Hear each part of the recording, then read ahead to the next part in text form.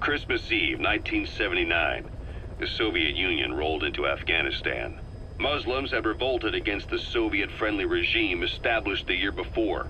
The DRA forces could no longer contain it themselves, so the Soviets went in to intervene. The Afghan government was powerless and fraught with infighting. They lost the hearts and minds of the people, and that alarmed the Soviet leadership. With the Islamic Revolution happening in Iran, the Soviets felt they had to act fast or risk the spread of Islamic revivalism. A superpower, sending a motorized rifle division against men on horseback with antique rifles. Everyone thought it'd be over in an instant, only it wasn't. Some Muslims made their fight a jihad, a holy war, and began a guerrilla campaign on all fronts. A war of attrition. These fighters call themselves Mujahideen. They're being supported by the West through Pakistan. That's why Miller was involved. He was training them near the Zero Line, sponsored by the CIA. The war has become a nightmare for the Soviet troops stationed here. They thought they'd be headed home in 6 months at the most. Then a year passed.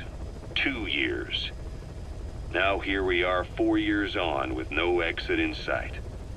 Afghanistan has become the Soviet Union's Vietnam. The Soviet troops on the ground want to go home, but at least they have homes to go back to. The Afghans have lost theirs. The Soviets destroy the kishlaks, villages, wherever they can. They burn down homes and fields, fill in wells, turn pastures into minefields. It's created a mass of refugees who fled to Pakistan. If the Mujahideen are fish swimming around the villages, the Soviets will go so far as to dry out their ocean. But this has had a big price. There's bitter resentment among the Afghans, and they're taking out their anger on the soldiers on the front lines. Among the Mujahideen are the Pashtun people. They're fiercely devoted to their code of Badal, or revenge. Soviets they've captured have had their hands, feet, and noses cut off before being left to die at the side of the road, just to show their comrades what they're capable of. Friendlies who come across them can do nothing but put them out of their misery. Then they burn down another village in retaliation. And the cycle of vengeance goes on. This war, the Kremlin never expected to have this much trouble against the Mujahideen.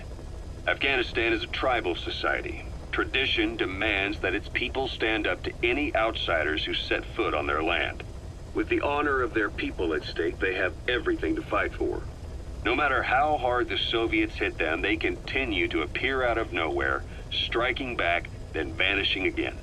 But there's one thing even the Mujahideen fear. Every last one of them. The Soviet gunships. They're highly maneuverable and equipped with massive firepower. Plus, the underside of the fuselage is heavily armored.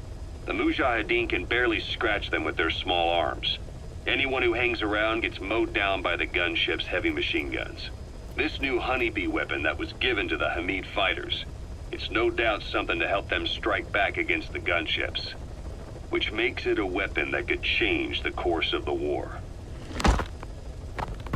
Those guerrilla fighters known as Mujahideen don't actually belong to a single organization. Afghanistan is a multi-ethnic country. You've got the Pashtuns, the Tajiks, Uzbeks, Hazaras, and each of them is split into their own tribes, large and small. Each ethnicity has several rebel organizations that their various tribes gather under. They're united under the banner of jihad, but that doesn't mean they work like a single standing army. Just look at the area around Smasi Fort. A lot of Tajiks used to live there, but they fled after the Soviets started their scorched earth campaign. With the area uninhabited, the Hamid fighters, who are Pashtun, decided to move in. The Hamids are based out of the city of Peshawar. We passed through it on the western edge of Pakistan. The Pashtun people have long lived in Afghanistan and western Pakistan. They used to travel back and forth frequently. Then Britain went and established the border that still stands today. The Hamid fighters get generous support from the Pakistani government. The government wants to use them to secure influence over Afghanistan.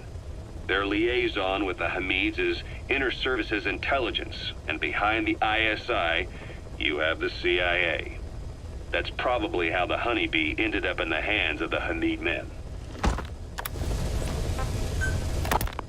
I had the R&D team analyze the Honeybee. How?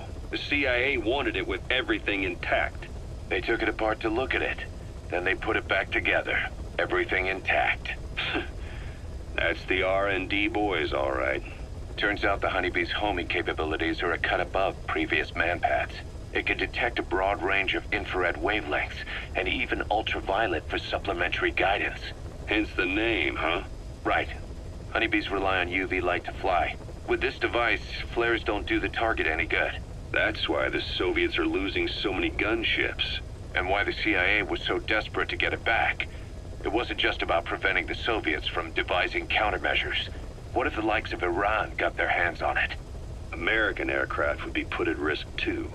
We can use this tech to develop our own portable missile. That'll give us a huge advantage. It'll take a little time before the analysis results can be applied to actual implementation. But we'll keep moving with the research.